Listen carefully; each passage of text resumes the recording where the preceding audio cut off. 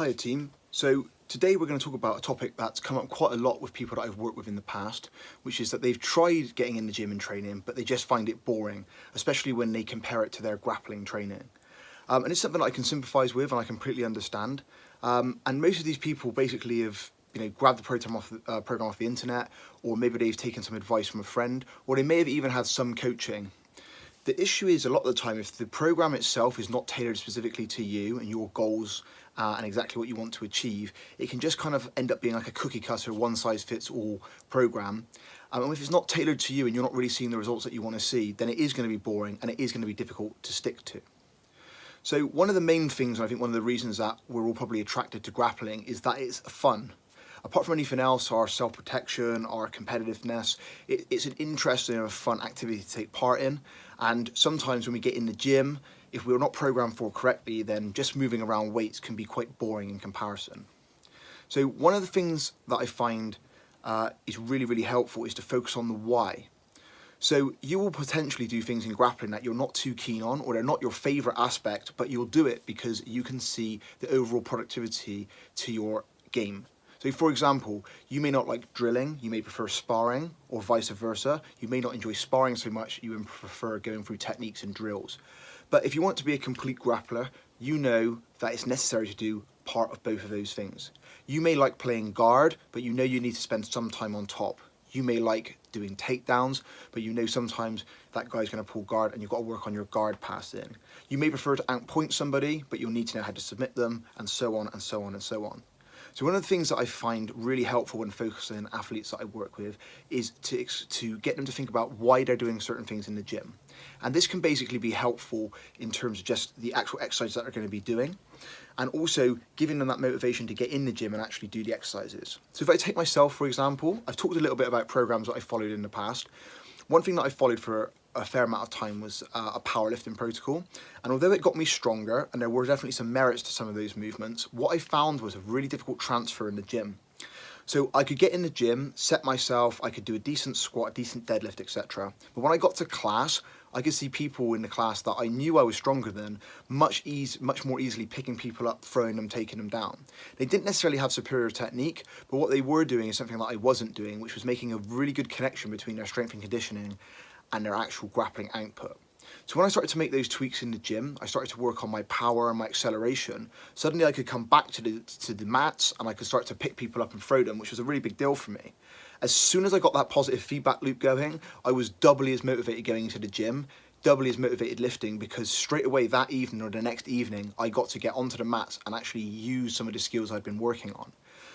It's exactly the same as when we start to see results from a diet or results from training. So most of you guys obviously have come into your grappling sport and you started as a novice, and you probably thought, man, this is really, really difficult, it's tough. And I'm sure there's times maybe after a bad session where you thought you might even want to quit, or you might want to take a step back. But once you get that little breakthrough, the first submission that you get, the first time you pass somebody's guard, the first time you submit a higher belt, and so on, it all seems worth it. And it starts to make you think, actually, it was worth putting in those hours of hard work. It was worth doing those drills that coach said. It was worth working on that aspect of my game that was weak when we get those breakthroughs. And I can promise you that when you start to implement strength and conditioning correctly, you will get those breakthroughs as well. So we don't need to be in the gym doing a standard 3x12, 3 sets of 12 on the bench press, etc. We don't need to be in the gym lifting heavy or lifting light or doing circuits. We don't need to be going into any of the kind of dogmas from other types of programming. We need to find something that works for us. We need to identify exactly what we want to work on in the gym, and then we can start to program around it. So one of the things that I wanted to talk about briefly is the idea of functional training. And this is something that pops up quite a lot. People say, oh, we need to train functionally for BJJ. Well, first of all, functional training is kind of such a broad term, and it doesn't really apply to anything. So people start to sort of define functional training as stuff they've seen where guys are standing on a medicine ball, one arm curling something and moving a band at the other time, and it's functional. Most of the time, that kind of training is the least functional training of all. So if I think about everyday life, things that you will do a squat in everyday life. When you stand up out of a chair, when you get up out of bed, you're often doing a squat. You'll do a hinge in everyday life. If you drop something or you need to pick something up, you will normally bend in a hinge pattern to pick it up. You'll even do lunges when you're walking upstairs. You're taking those miniature steps, they're miniature lunges. So some of the core lifting kind of exercises that we're used to are actually potentially more functional than the kind of exercises that are touted as functional.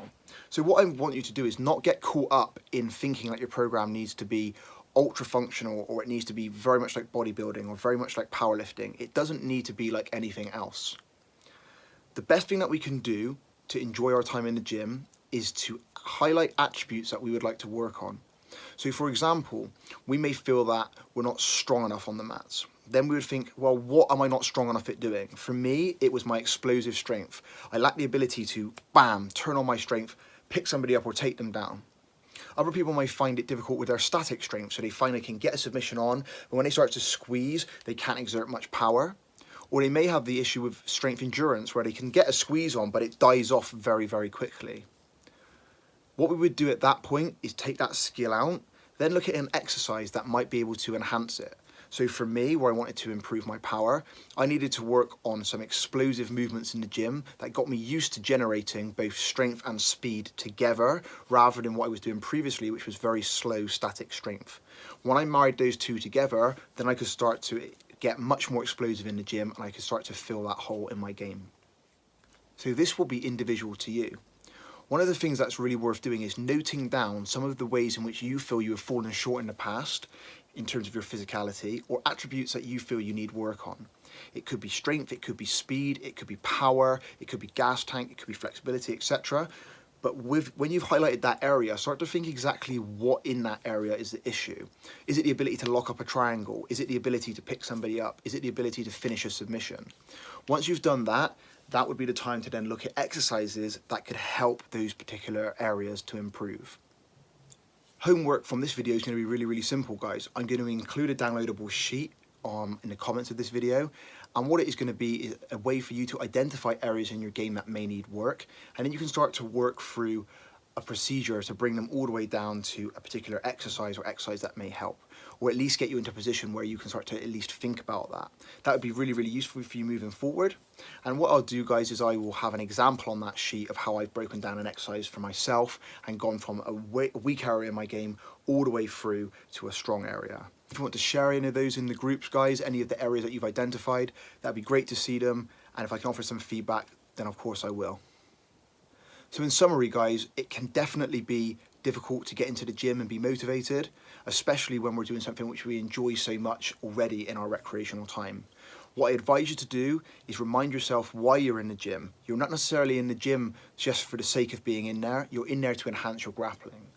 You may get some really nice byproducts from it. You may look better, you may feel better, you may improve your health, but the paramount reason we're going in there is to improve our performance on the mats. Once we start to see those performance improvements on the mats, we do start to feel more athletic. We can squeeze longer, we can pick people up, we can hold people down, we can really back up our skill set on the mat with our physicality. It's going to encourage you to keep going and going and going, and it becomes a really, really positive feedback loop with tons and tons of momentum. And before you know it, going into the gym is going to be the same to you as going onto the mats, the same to you as being in control of your nutrition. They're all leading you towards the same goal, which is to be the best possible grappling athlete that you can be.